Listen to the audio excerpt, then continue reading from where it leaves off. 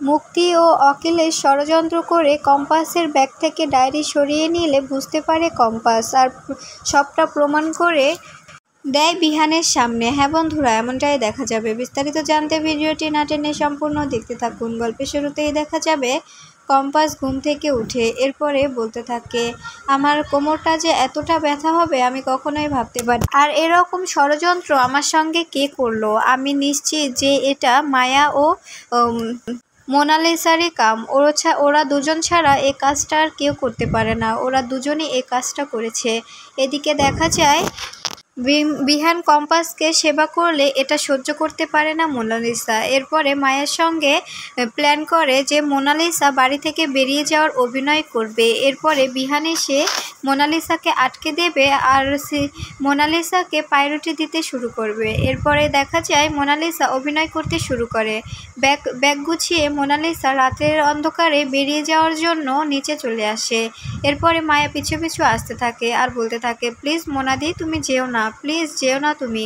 এরপরে দেখা যায় বড় বৌদি এসে বলতে থাকে, কি হয়েছে মোনালিসা, তুমি এখন কোথায় যাচ্ছ? তখন মোনালিসা বলতে থাকে, আসলে আমি চলে যাচ্ছি বৌদি ভাই, আমি এখানে থাকবো না। এখানে তো আমার কোনো পাউরুটিই নেই, তবে আমি এখানে থেকে কি করব বলো?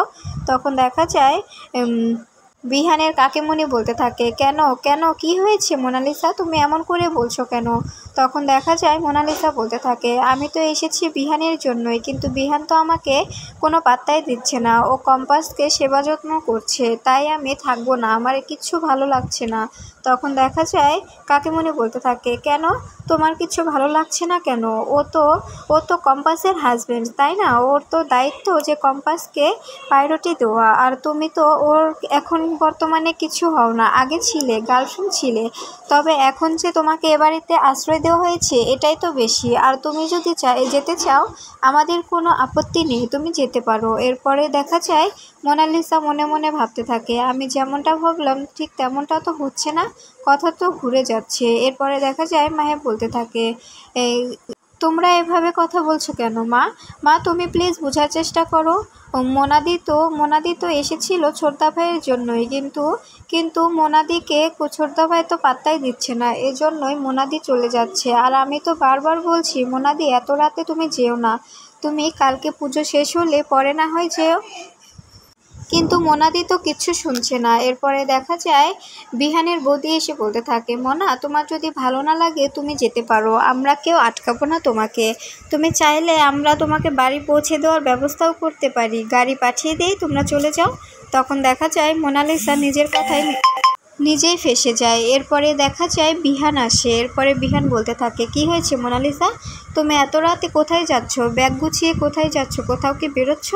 তখন দেখা যায় মাহি বলতে থাকে, ছোটদা ভাই তুই দেখ না, মোনালিসা দি তো থাকছে না, চলে যাচ্ছে, তুই প্লিজ প্লিজ মোনাদিকে বুঝা। তখন দেখা যায় বড় বৌদি বলতে থাকে, বিহান তোমার এখন প্রথম লক্ষ্য হলো তোমার বউকে সুস্থ করে তোলা, তুমি এই দিকটা কান না দিয়ে প্লিজ তুমি যাও, তোমার বউকে সুস্থ করে তোলো। আর এই যে মলম নিয়ে এসছো তো? তখন বিহান বলতে থাকে, হ্যাঁ বড় বৌদি আমি মলমটা নিয়ে এসেছি।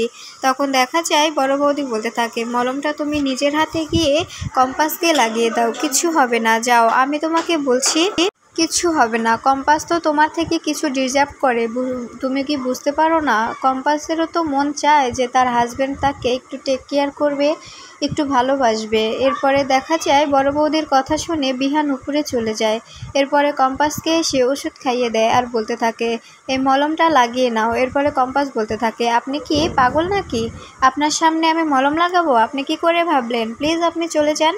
তখন বিহান বলতে থাকে, আমি যাব না, আমি অন্য দিক ঘুরে আছি, তুমি লাগিয়ে নাও। তখন কম্পাস বলতে থাকে, আমি পারবো না, আমি আপনার সামনে কিছুতেই মলমটা লাগাতে পারবো না, আপনি বেরিয়ে যান। এরপরে দেখা যায় বিহান না গেলে কম্পাস লাগানোর চেষ্টা করে, কিন্তু কোনোভাবে লাগাতে পারে না। এরপরে দেখা যায় বিহান বলতে থাকে, বুঝতে পেরেছি, তোমার দ্বারা কিছু হবে না, আমাকেই লাগিয়ে দিতে হবে। কিন্তু কম্পাস কোনোভাবে রাজি হয় না।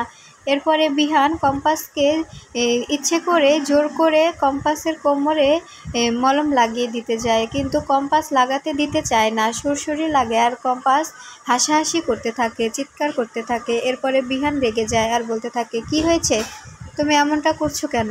এদিকে দেখা যায় মুক্তি আড়াল থেকে সবটাই দেখছে। মুক্তি আড়াল থেকে দেখছে কম্পাস ব্যাগটা কোথায় রেখেছে। মুক্তি খালি সুযোগ খুঁজছে যে ব্যাগ থেকে কিভাবে ডায়েরিটা নেওয়া যায়, কিন্তু কম্পাস ঘর থেকে না বের হওয়ার কারণে মুক্তি কোনোভাবে ডায়েরিটা নিতে পারে না। এরপরে দেখা যায় কম্পাস ও বিহান কাছাকাছি আসে। এরপরে মুক্তি মনে মনে বলতে থাকে, ওদের এই যে কাছাকাছি আসা, এটা তো আমাকে আটকাতেই হবে, ওদের মধ্যে দূরত্ব বাড়াতে হবে। ওরা যদি এক সময় কাছাকাছি এসে যায়, যদি নিজেদের মায়ায় আটকে যায়, তবে তো ওদের আলাদা করা অনেক বড় মুশকিল হয়ে যাবে, অনেক বড় ট্রাফ হয়ে যাবে। ওদেরকে কখনোই এক হতে দেওয়া যাবে না, ওদেরকে এক জায়গায় থাকতেই দেওয়া যাবে না। এরপরে মনে মনে ভাবতে থাকে, আর যেভাবেই হোক আমাকে ডায়েরিটা ওখান থেকে নিয়ে আসতে হবে। আর ডায়েরিটা মোনার দাদু ও অখিলেশের হাতে তুলে দিতে হবে। আমি যদি ডায়েরিটা অখিলেশের হাতে তুলে দিতে পারি, তবে অখিলেশ আমাকে আরও ভালোবাসবে, এবারের বউ করে নেওয়ার স্বীকৃতি দেবে। এরপরে বিহান কম্পাসকে বলতে থাকে, কম্পাস, তুমি যদি সুস্থ হয়ে যাও তবে পুজোতে অ্যাটেন্ড করবে, আর যদি না হও, যদি ব্যথা থাকে, তবে তোমার পুজোতে অ্যাটেন্ড করার কোনো প্রয়োজন নেই। আর মনে রেখো, তুমি কিন্তু কোনো কাজকর্মে হাত দেবে না, আমি বলে রাখলাম। তখন কম্পাস বলতে থাকে, হ্যাঁ বললেই হলো, আপনার কথা মতো কি আমি চলবো নাকি? আমি তো সুস্থই হয়ে গেছি, ব্যথাটা তো অনেকটাই কমে গেছে, আমি পুজোতে অ্যাটেন্ড তো অবশ্যই করব, আর পুজোর কাজে হাতও লাগাবো। এদিকে দেখা যায় মুক্তি মনে মনে ভাবতে থাকে, যেভাবেই হোক এদেরকে আলাদা করতেই হবে, আর ওর কাছ থেকে ডায়েরিটা আমাকে ছিনিয়ে নিতেই হবে। ডায়েরিটা যদি আমি ছিনিয়ে না নিই, তবে আমি হেরে যাব। এরপরে দেখা যায় সবাই পুজোর জন্য রেডি হয়ে এলে তখন অখিলেশ ও মুক্তিও একসঙ্গে নিচে নেমে আসে। এরপরে মুক্তিকে অখিলেশ বলতে থাকে, কি হলো মুক্তি, তুমি কি ভেবেছো কিছু, আর ডায়েরিটা সম্পর্কে কিছু জানতে পারলে? এরপরে দেখা যায় কম্পাস নেমে আসে। এরপরে ঋতুজা বলতে থাকে, কি আমার মেয়েটাকে কতই না সুন্দর লাগছে, অনেক সুন্দর লাগছে তো, আর তোমাকে কিচ্ছু করতে হবে না, বুঝতে পেরেছো? তুমি তো অসুস্থ, তোমাকে মাটিতে বসে কিচ্ছু করতে হবে না। এরপরে কম্পাস কথা না শুনলে এরপরে ঋতুজা বলতে থাকে, তুমি যখন কথাই শুনবে না, তখন ওই যে ফুলগুলো ফুটিয়ে নাও, পদ্ম ফুলগুলো ছাড়িয়ে নাও। এরপরে বিহান এসে কম্পাসের পাশে বসে আর কম্পাসকে বলতে থাকে, এতটা কাম দেখাতে তোমাকে বলিনি, এতটা কাজ দেখাতে তোমাকে কে বলেছে? হ্যাঁ, তুমি এখানে কেন বসেছো? আর হ্যাঁ, কোনো অসুবিধা হলে অবশ্যই উঠে যাবে। এদিকে দেখা যায় মোনালিসার ঘুম থেকে উঠতে দেরি হয়ে গেলে এরপরে মাহিকে মোনালিসা বলতে থাকে, তুই আমাকে এত দেরিতে ডেকেছিস কেন? আমার তো নাম্বারটা কাটা গেল। ওইদিকে হয়তো কম্পাস উঠে গিয়ে কাজকর্ম শুরু করে দিয়েছে। এরপরে দেখা যায় অস্মিকা এসে বলতে থাকে, হ্যাঁ, কাজ শুরু করে দিয়েছে, নাম্বার তো পেয়েও গেছে। তুমি তো কখনোই কম্পাসের সমান হতে পারবে না, সো কম্পাসের সঙ্গে কম্পিটিশনে তুমি নেমো না।